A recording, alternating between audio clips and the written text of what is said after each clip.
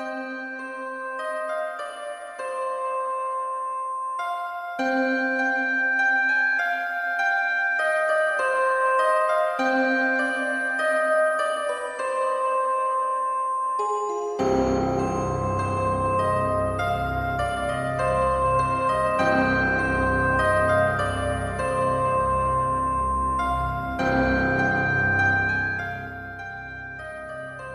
used to work as a security guard looking at the camera feeds. I quit when I saw that there was a headless person standing right behind me. Good evening, everyone, and happy Samhain Eve. Welcome to another episode of the Season of Sound podcast, a Halloween mini podcast where I and some others tell ghost stories and old Irish folktales. In tonight's episode, we're talking about why you should always lock the door Halloween night and never look out the window.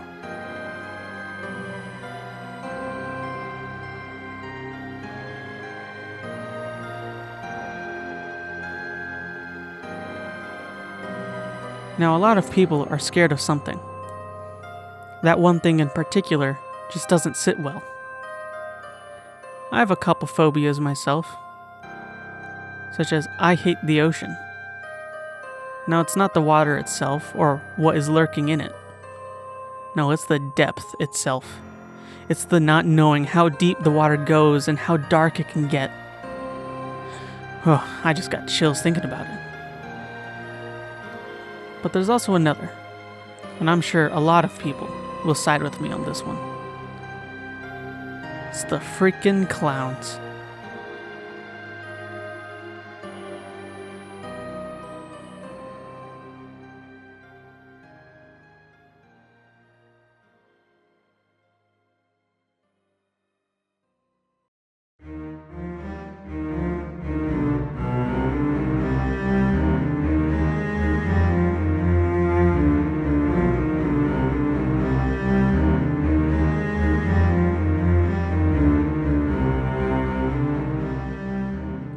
I've always had this fear. It started years ago, back when I was just a kid. I must have been 6 or 7 at the time. Just so happened that it was Halloween as well. It was Halloween night, and I wanted to go out trick-or-treating with some of my friends. My parents didn't want me to, and said that they'll buy me a bag of candy instead. I didn't know this at the time, but my parents were trying to protect me. See, there were multiple reports of kids going missing in a single night, and they were progressively getting closer and closer to where we lived. And I protested that I would be with my friends and probably some of their parents. They said all right, and that my mom would be going along with me. We all went from house to house asking for treats. I dressed up as a ninja with an obnoxiously large puff coat to keep myself warm. It kind of worked. Added some fake muscles to my costume so it wasn't a total loss. As the night came to a close and more houses were going dark, we decided to go home. We dropped off one of our friends who lived nearby, and we went home. I counted out my candy on my bedroom floor. I categorized them into the good and the bad, and I immediately got rid of the gummies that looked like fingers or eyeballs. Now, I don't know about you, but I never finish my bag of candy I get from Halloween.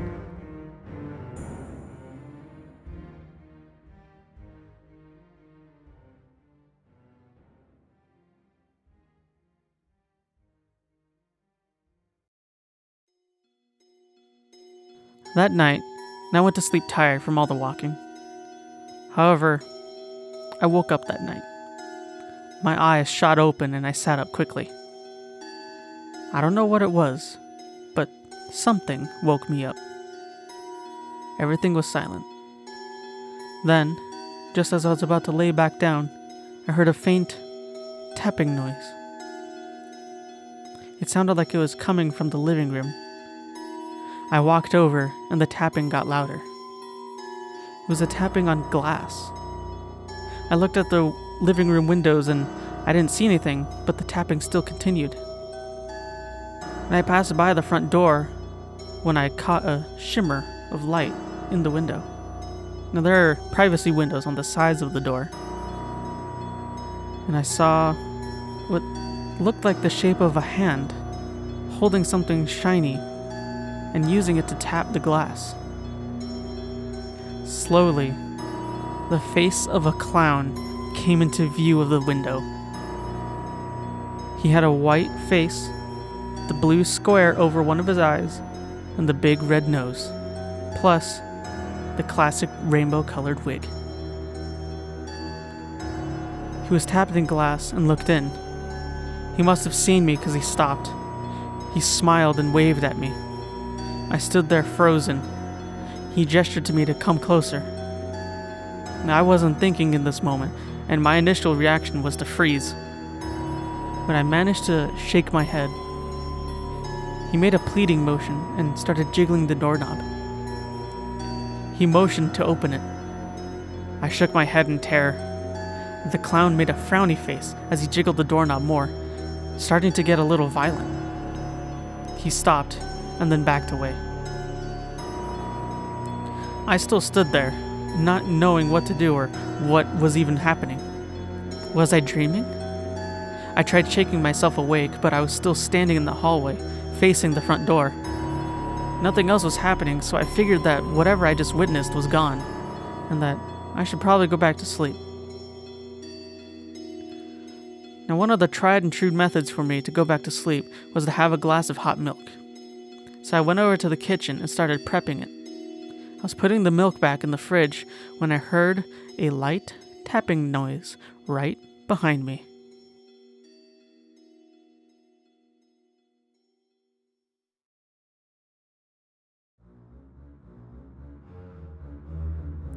I froze again, holding the fridge door open. I slowly turned my head around to face the tapping. Now in my kitchen, there's a sliding plexiglass door that opens to my backyard. And standing there was a girl. She was about my age, African American, maybe Hispanic, I couldn't tell. She was wearing a heavy coat over her Kim Possible pajamas, along with some slippers. I could tell that she was cold, but it was only bothering her slightly. I slowly walked over to the door, curious what she was doing. As I approached her, she smiled, then I paused when I saw the clown standing there in the middle of my backyard with 5 other kids. All of them looked to be about my age or younger. He was holding one of their hands while his other hand was behind his back. I looked at the girl and I could barely hear her say through the door to come outside, and as she motioned to do the same. I lightly shook my head at her, but she continued to smile and motioned to come out. She looked at me and mouthed the words, "Help me." I looked over at the clown who was starting to smile. I looked back at her, nodded, then backed away. She panicked for a second, but I motioned that I was going to grab a jacket, making sure that the clown saw that as well. So I ran and grabbed a jacket and put on some slippers. I came back, and the girl was still standing there. I came up to the door, and the clown was still standing in the same spot as before, too. And I nodded at the girl, and I reached for the lock. I immediately unlocked it and threw open the door and pulled her inside. The clown started sprinting toward the door. Now I could clearly see that in his other hand, he was carrying a kitchen knife. Both the girl and I shut the door and locked it just in time.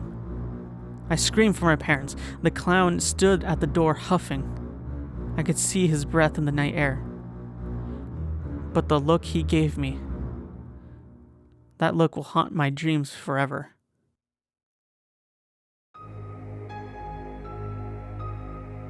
The clown's yellowish eyes were so filled with hate that his gaze pierced my soul. A little bit of drool was coming out from his mouth as he breathed heavily. He slammed the door a couple times. I thought he was actually going to break it down. I saw in the background that the other kids were starting to hop over the fence. I continued screaming for my parents. That's when the clown turned around to see the last couple of the kids climbing over the fence. They all had jumped over and ran to the neighbor's house for safety. My dad ran into the kitchen to see what was happening. He saw the girl, then the clown. The clown started running away. My dad came over and pulled us away from the door and grabbed the phone to call 911. The girl hugged me, saying thank you over and over and over again.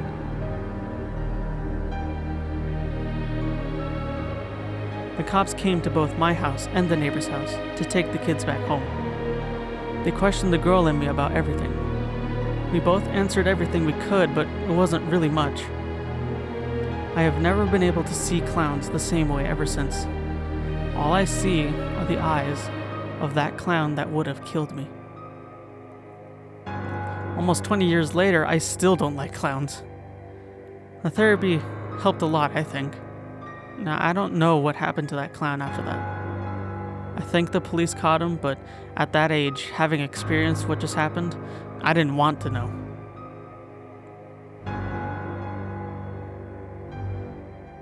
Oh yeah, that girl that I saved, her name is Cheyenne.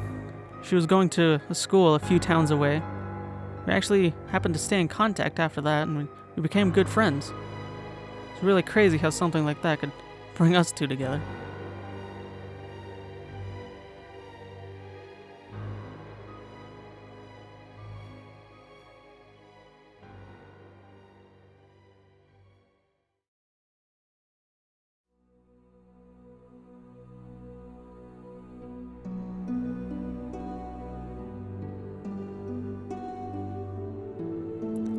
So thank you everyone for listening to this episode of the Season of Sound podcast. If you liked it, give it a thumbs up, leave a comment, click that subscribe button, and ding that little notification bell so you know when new content is available.